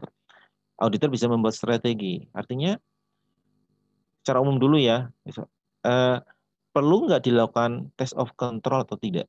Yang L ini, gitu kan? Test of control itu acuannya adalah di control risk-nya. Ketika control risk-nya high, maka TOC bisa di skip. Tapi kalau control risk-nya itu low, maka perlu dilakukan test of control. Gitu ya. Tapi kalau substantif test perlu dilakukan semuanya. Ya, perlu dilakukan semuanya substantif test. Nggak melihat risikonya seperti apa. Cuman bedanya nanti di sampelnya. Oke. Oke, balik lagi ya. Jadi ketika di sini high ya, high ini nanti ditandingkan atau combine dengan materialitas dalam pelaksanaan, performa materiality-nya. Nanti akan ketemu sampelnya sebelum dilakukan pengujian ya, akan ketemu perkiraan sampelnya. Oke. Jadi misalnya di sini high ya, kemungkinan sampelnya akan besar karena high. Sampel di mana? Sampel di pengujiannya akan besar. Gitu ya. High akan besar, kemudian TOC tidak dilakukan, ya pasti substantifnya akan besar. Misalnya di sini ada low, anggap aja low gitu ya. Low, ada low, berarti sampelnya kecil atau besar? Sampelnya kalau low? Tergantung TOC-nya, Pak. Bukan, RMM-nya kan belum TOC, RMM. Oh. Kalau RM yang K ini low, kira-kira sampelnya besar atau kecil? Kecil. Kecil, ya kan? Sampelnya itu kecil, itu adalah settingan perencanaan awalnya sampelnya kecil, tapi nanti akan dilihat di TOC-nya nanti kan. Anggap aja CR-nya low gitu kan, akan dilihat di TOC-nya. Ketika TOC-nya ternyata mendukung control risk yang low tadi, artinya IR low, control risk low, RMM pasti low kan gitu kan. Nah, ketika control risk-nya low, pasti dilakukan TOC kan? Iya kan? Pasti dilakukan TOC. Nah, hasil TOC ini sama enggak dengan CR? Artinya faktanya itu benar-benar low atau enggak? Kan istilahnya memvalidasi lah TOC itu kan sebenarnya. Dia akan memvalidasi lagi. Benar-benar emang benar atau emang benar gitu ya kira-kira ya. Emang benar kontrolnya karena sebelumnya sudah dinilai low. Kalau ternyata benar-benar bagus setelah dilakukan TOC. Oke, berarti substantif tesnya, sampelnya tidak perlu banyak, artinya tetap sedikit. Tidak ada penyesuaian di jumlah sampel karena hasil dari TOC-nya itu mendukung CR awal. Dipahami ya? Dimengerti nggak sampai sini ya? Nah, kalau ternyata TOC-nya itu tidak mendukung CR awal, artinya setelah diuji kok ternyata nggak bagus internal control-nya.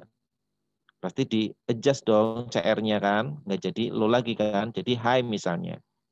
High ketemu IR-nya low, nggak bisa ketemu high. Artinya yang semula perencanaan sampelnya sedikit, yang semula sebelum dilakukan TOC, tapi setelah dilakukan TOC ternyata ada perubahan, maka sampelnya juga akan terdampak, akan menjadi berubah juga kan, akan menjadi besar juga. Besar di mana? Di substantif tesnya. Dipahami ya? Yang tadi kalian kerjakan itu kita sama sekali belum menyinggung jumlah sampel. Baru caranya aja semuanya itu. Kalau dalam audit itu sampel itu perlu untuk menentukan cukup enggak buktinya. Oke, sampai sini bisa dipahami enggak? Nah, itu kenapa risk assessment ini diperlukan dalam menentukan sifat, saat, dan luas. Sifat itu tertuang dalam mana? Audit program. Sifat. Artinya kalau ada IR, oh ternyata ada kemungkinan salah pencatatan, barang yang sudah dikirimkan tetapi customer belum mendapat tagihan dan seterusnya. Mungkin caranya untuk mendeteksinya bisa dilakukan dengan konfirmasi. Misalnya seperti itu ya. Ini rata-rata konfirmasi bisa mengadres risiko ini rata-rata secara umum konfirmasi. Itu adalah sifat, ingat ya sifatnya. Sifat, cara, sifat. Sifat saat itu apa? Saat itu kapan dilakukan? Ini kapan dilakukan? Kayaknya Februari. Ya, kapan dilakukan? Februari ya? Atau kalau enggak awal-awal tahun lah. Itu adalah saat. Luas tadi yang saya sampaikan adalah sampelnya. Yang tadi saya singgung bahas mengenai sampel itu adalah ngomong luas. Oke ya. Jadi dari risk assessment ini tujuannya adalah menentukan 3 hal itu. Sifat, yaitu prosedur auditnya apa aja, saat, kapan itu dilakukan, dan luas, berapa sampelnya. Logik nyambung semua nggak? Dimengerti nggak? Ya. Itu aja yang ingin saya sampaikan di sebenarnya, supaya ada kaitannya, ya. Ada kaitannya ke kemana? Ke audit program, ke pengujian, dan seterusnya. Ya kan? Kalau dalam tugas kalian itu kan nggak melakukan TOC, ya kan? Tidak lakukan TOC kan, tapi TOC sebenarnya ada tergantung nanti assessment ini. Dasar berpikirnya gitu maksud saya. Dimengerti ya? Begitu kira-kira ya. Nah, nanti akan saya share deh ada aplikasi namanya Atlas. Kalian pernah dengar kali ya Atlas ya? Dan nanti kalian bisa lihat di Atlas itu lebih ke gimana cara menentukan risk assessment-nya. Nanti saya kalau ada waktu saya share. Oke, kira-kira seperti itu ya. Sekarang jam 12.40. Mohon maaf, kita akhiri di sini aja dulu ya, teman-teman ya. Karena saya ada